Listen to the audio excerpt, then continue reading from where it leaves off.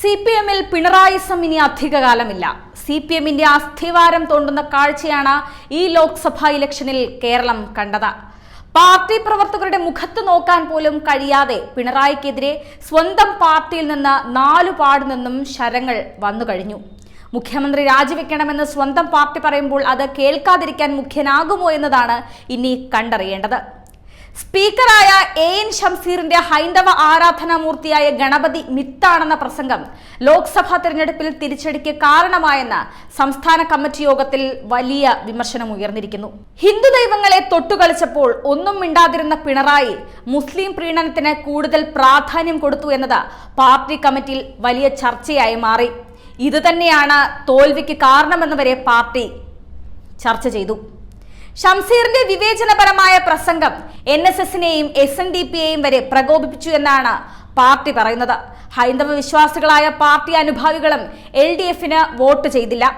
ആലപ്പുഴയിലും ആറ്റിങ്ങലിലും ഒക്കെ വിശ്വാസികളുടെ വോട്ട് നേടാൻ സംഘപരിവാർ ശ്രമിച്ചിരുന്നു. ഗണപതി മിത്താണെന്ന് പറഞ്ഞ ഷംസീർ താൻ ഉൾപ്പെടുന്ന ഇസ്ലാം മതം പ്രോഗ്രസീവ് ആണെന്ന് പറഞ്ഞതാണ് തെറ്റിദ്ധാരണ പരത്തിയത്. ഇതുതന്നെയാണ് കേരളത്തിലെ ഒട്ടുമിക്ക ഇടത് കേന്ദ്രങ്ങളിലുള്ള ഹിന്ദുക്കൾ പോലും തിരിഞ്ഞുകുത്തി ലോക്സഭാ ഇലക്ഷന് വലിയ തോൽവി സമ്മാനിച്ചത്. ഒരു മാർക്സിസ്റ്റുകാരനെന്ന നിലയിൽ എല്ലാ മതങ്ങളെയും അന്ധവിശ്വാസ ജഡിലമാണെന്ന് വിമർശിച്ചിരുന്നുവെങ്കിൽ ഇത്രയേറെ ജനരോഷം ഉണ്ടാകുമായിരുന്നില്ല. ഷംസീറിനെ പിന്നീട് വേണ്ട വിധത്തിൽ തിരുത്താനോ ഹൈന്ദവ സംഘടനകളുമായി അകൽച്ചയുടെ ദൂരം കുറയ്ക്കാനോ ഒന്നും തന്നെ പാർട്ടിയോ മുഖ്യമന്ത്രിയോ സംസ്ഥാന സെക്രട്ടറിക്ക് പോലും കഴിഞ്ഞതുമില്ല. ഷംസീർ നടത്തിയ ഒരൊറ്റ വിമർശന പ്രസംഗമാണ് പാർട്ടിയുടെ അടപ്പൂരിയതെന്നാണ് തെക്കൻ മേഖലയിലെ ഒരു നേതാവ് ഇക്കാര്യത്തിൽ പ്രതികരിച്ചത്. യോഗത്തിൽ മുഖ്യമന്ത്രിയുടെ വിദേശയാത്രാ വിവാദം മുതൽ മൈക്ക് വിവാദം അടക്കം വിമർശന വിധേയമായി. വിദേശയാത്രാ വിവാദം ഒഴിവാക്കേണ്ടിയിരുന്നു. അനവസരത്തിൽ യാത്ര അനാവശ്യ വിവാദത്തിനിടയായി. പൊതുസമൂഹത്തിലെ ഇടപെടലിൽ നിലവിലെ ശൈലി തിരുത്തപ്പെടേണ്ടതാണെന്നും സമിതിയിൽ നിർദ്ദേശങ്ങൾ വന്നു. മാത്രമല്ല KK ശൈലജയെ മുഖ്യമന്ത്രിയാക്കണമെന്ന് ആഗ്രഹിക്കുന്നവരും പാർട്ടിയിലുണ്ടെന്നും ശൈലജയെ ഒതുക്കാനാണ് വടകരയിൽ മത്സരിപ്പിച്ചത് എന്നതടക്കമുള്ള പരോക്ഷ പരാമർശവും സമിതിയിൽ ഉയർന്നു. മേയർ സച്ചിന്റെ വിവാദത്തിൽ കടുത്ത വിമർശനമാണ് സമിതിയിൽ ഉയർന്നത്.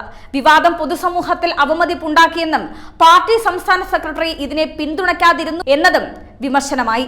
ലോക്സഭാ തെരഞ്ഞെടുപ്പിൽ സ്ഥാനാർത്ഥി നിർണയം സമ്പൂർണ്ണ പരാജയമായിരുന്നുവെന്നും ചില പ്രതിനിധികൾ അഭിപ്രായപ്പെട്ടു. LDF കൺവീനർ EP ജയരാജനെതിരെയും വിമർശനം ഉയർന്നു. ദല്ലാൽ ബന്ധം ഒഴിവാക്കേണ്ടിയിരുന്നതായിരുന്നുവെന്നാണ് വിമർശനം. മേയർ സച്ചിന്റെ വിവാദത്തിൽ അംഗങ്ങളിൽ നിന്ന് വിമർശനമുണ്ടായി. വിവാദം പൊതുസമൂഹത്തിൽ അവമതിപ്പുണ്ടാക്കിയെന്നും മറ്റ് സംസ്ഥാനങ്ങളിൽ പ്രചാരണം ഷെഡ്യൂൾ ചെയ്യാത്തത് കേന്ദ്ര നേതൃത്വത്തിന്റെ വീഴ്ചയാണെന്നും അഭിപ്രായമുയർന്നു. ഇതോടെ CPM-ലെ പിണറായിയുടെ ക്ലൈമാക്സ് ഏതാണ്ട് തീർന്നതുപോലെയാണ്.